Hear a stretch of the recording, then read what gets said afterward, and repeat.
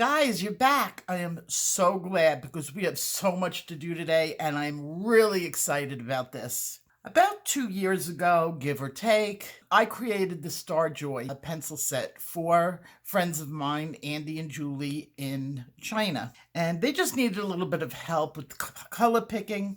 And instead of concentrating on individual colors, I concentrated on groups. I taught that method to you. It is the number one best way of learning colors. I'm going to take that a couple of steps further, a lot further. And I promise you, by the end of this video, if you stick around and you watch, you will be picking colors the way I pick colors. It takes practice, and we will have other videos with practice in it. But my goal is to get you color picking like this. The first thing I'm going to talk about is this color wheel. And for many of you, this is a review, and I introduced this wheel to the community 2 years ago as the number one wheel that you can use as a pencil artist. There is nothing out there that's better. I've looked at every single wheel. There is one other wheel that is a little bit more detailed than this one, and it's overkill. This is the one that you need. Now, this you get it from Amazon. I will leave the link to this specific one in the description. It comes with a turning paper over both sides. I took it right off. Then I went out. Well, I have a laminator. I didn't have to go out and get it. I have a laminator. I laminated it. And that's important because, unfortunately, what I have learned through the years, if this thing gets wet, the ink runs like crazy. And even if your hands are wet and you touch this board, the color will fade on it. Once you laminate it, and now you can go to any office supply place will laminate for you and just have the one sheet done. It'll run you $1, $2, whatever they charge you. Or you may have a laminator at home or a friend has one. What's specific about this one is it's got two sides, and those both sides are very important. This is the pastel side, or the tint side. This is the darker side, the muted side. And that's going to be very, very important when it comes to picking pencils. Eventually, what I would like for you to do is get rid of this, where you don't need this. But even I, now, on really, really hard colors, I will refer back to this just to double check my eyesight and make sure that it is what it is. Today, we're going to concentrate on one aspect, and we're going to concentrate on when you have a picture that you want to use as a reference picture. How do you find those colors? And the reason why I'm using this model today is because when I separated my pencils out 2 videos ago, I had so many people ask me, well, how are you going to tell the difference? And this is going to answer why I did that and how much easier it is now. This is divided up into 18 categories. Now, the one color wheel that I was talking about, it has like circles on the outside, and it says chartreuse, and it gives you different names of colors. That is, again, not what I want you to concentrate on. In fact, from now on, we're going to give up the names of the pencils. We're going to refer to pencils, any brand you have. This is not going to be Prismacolor specific or Polychromo specific. We are going to learn how to pick a color. So you could have any set. Makes no difference.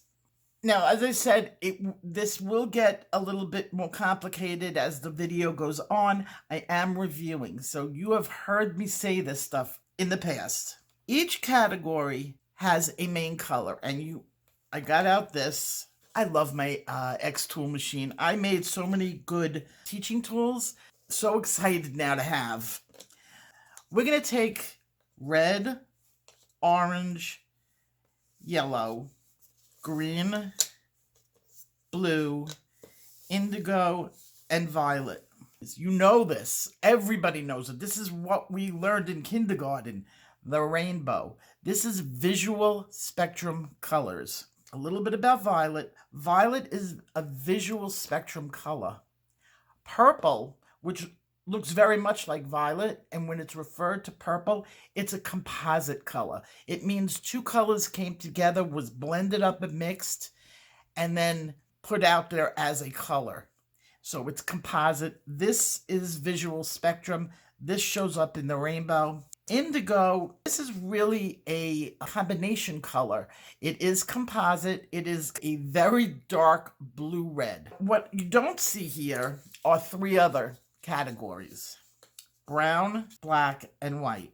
I'm separating these colors out from these colors. Black is the absence of color. White reflects all color. Black absorbs all color. They're not really considered colors. We want to look at them as tools, okay?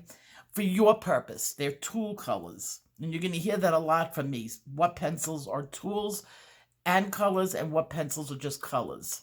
Brown. What is brown? Really pretty browns are muted oranges. Orange mixed with black, and you get brown. But also you can make brown with red and green, and that will make brown. An icky shade of brown, but brown. But icky is not always really bad. This is really good for landscapes, while this is good for anything that you need a brown color for, from skin to anything that's brown, where this is basically dirt. And it has its purpose, especially when you're doing ground cover. This is a very good combination. But for our purposes, the pencils that we will be using are already created. You're not going to have to create brown, because there are so many browns that are already created, and they're nicer than what you're going to choose. We're going to keep brown as its own category, white and black, and we'll deal with them. So right now, for the purposes of this class, we're going to just be dealing with the visual spectrum. Now, each one of these colors, think of them all as separate, have little subcategories, and they go around in a circle. You need to have it in that order to understand this. Red has red, middle red, and then it has red-orange and red-violet. Orange has orange-red and orange-yellow. These two categories are very close in colors. One has more orange, one has more red, and that's why you have two in between. And it's going to go that way going around the entire circle. So here I have yellow-orange and orange-yellow, okay? And here's yellow-orange. So here you have it closer. Here it's closer to this one. If it has more, it's yellow. If it has less, it's orange. We go into the greens, yellow-green and green-yellow. Then there's green-blue over here and blue-green. So we're going completely around the circle, blue-violet and violet-blue, which leaves indigo kind of off, because there really isn't a violet indigo and a blue indigo. So we're kind of going to just squish that off to the side, or put it in the middle. And then you have your violet reds. So this is the whole premise of what you need to learn as a new colorist. Every color is broken down exactly like this, with indigo not being broken down. The Starjoy set, if you just look on the pencil, it tells you if it's a yellow, orange, and orange, red. It gives you that information. But what happens if you're dealing with Prismacolor? You're dealing with all these different pencils. Not everybody has the same pencils. There's another step after this that I didn't teach before. So you have a reference picture. You're going to pick a spot on the reference picture. Any spot. What you want to do, the very first step, is ask yourself, and this is important, what is it? This is the first step. Is it orange? Is it yellow? Is it green? Is it indigo? Is it blue? Is it violet or red? What category is it? Very easy to do. You could pick out a red color. You don't have to worry about red-orange, red-green, red-blue. Don't worry about that. Just choose what it is out of your set. So you're looking at the reference picture, and we're going to look at one that's going to go up on the screen. From that point, what you're going to do is determine if that color is, say we're using the blues, because that's what I'm going to be doing. We're going to be using the blues. Is that color a blue violet or a blue green? You do that by just taking this color wheel and adjusting on it. Whatever it matches up with the closest, it does not have to be a perfect match, but you will see that it will feel better. The blue will match up with the blue. Now, blue is anything in this category. And why are there different colors of blue going down towards the middle? It's getting darker. We're muting it or adding in black. And that's how you get the darker colors. So you're going to find the one color on this chart that matches it to the best of its ability. Does not have to be perfect. That's going to give you your undertone. And you have the muted colors. And when it doesn't match up with the muted colors, you turn it over and you have a whole new thing of colors, and it'll still be the blues, except this time blue is mixed with white, and it goes all the way down the spectrum until it turns completely white. You're going to find that color. So now on the reference picture, I'm dealing with a blue gray. Next step is really important. You have to make a perfect match if you want it to be perfect.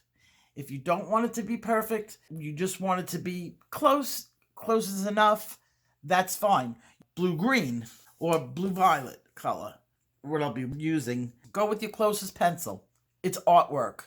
Nothing has to be exact unless you're doing something that is absolutely photo real. The only thing that would fit in that category is if you were doing a portrait of somebody you know. Then it makes a big difference that you got the skin tone right, you got the eye color right, and it becomes more important. With everything else, it's not so important.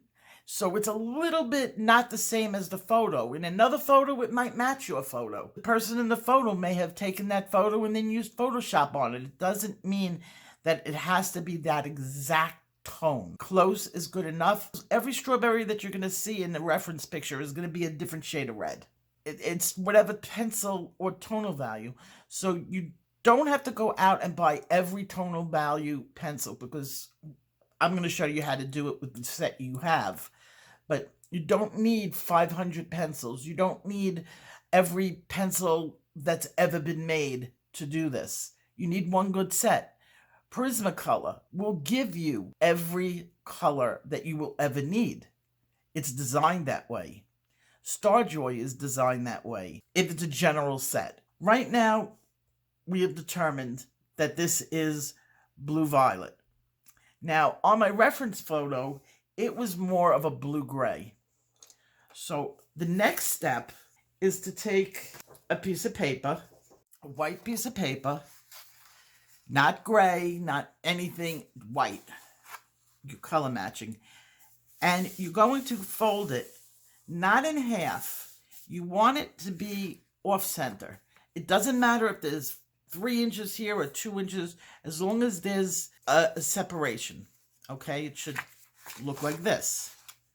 You're going to take your closest matched pencils and going from left to right, or right to left if you did it in the other direction, go in the same direction.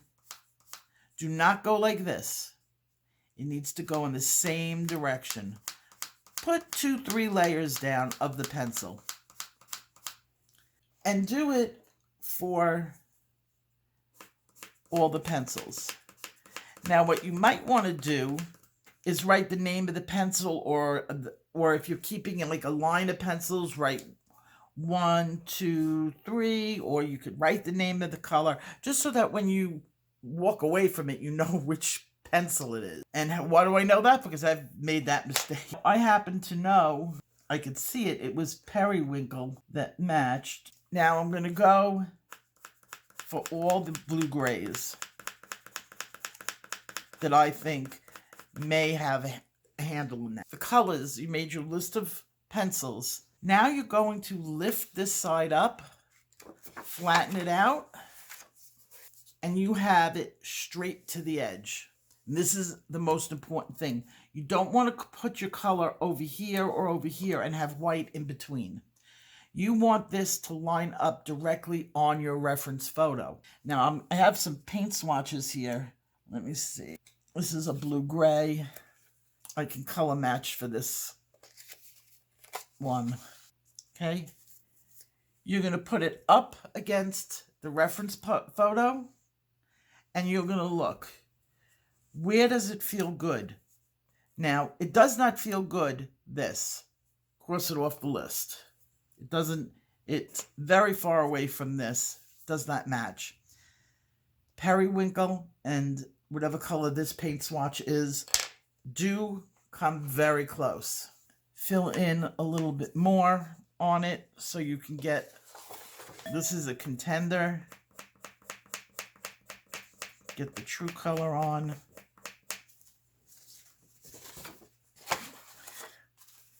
And look how close a match that is. Pretty spot on. So if this was the color that I was using, and this is the color that's on my reference picture, I would know this is the color I could be using. On a beginning level, it ends right there. You've picked your closest match. If I didn't have this exact one, I probably have another pencil that's close to it. So what do you do if you don't have an exact match? Because the undertone matches this undertone, this has a blue-gray undertone, it's not all that bad. If you had to use this pencil instead of this pencil, all you'd have to do is darken it up with a little bit of gray. And that's where, on a beginning level, picking colors to match a reference photo, it ends right there. If you get really good at doing this, you're going to be able to do the next step, which I would say intermediate colorists should be doing. So we're at the end of the first video, and the next video we're going to take it into another level. So this is a good time for you to subscribe, because we're going to be going into ethereal colors next. Now those are really hard to duplicate, and there's a trick to it, and so we're going to explore how to do the ethereal colors in my next video, and we'll take it from there. So I will see you next time. Take care. Bye-bye. Get out of here. Go. Shoot.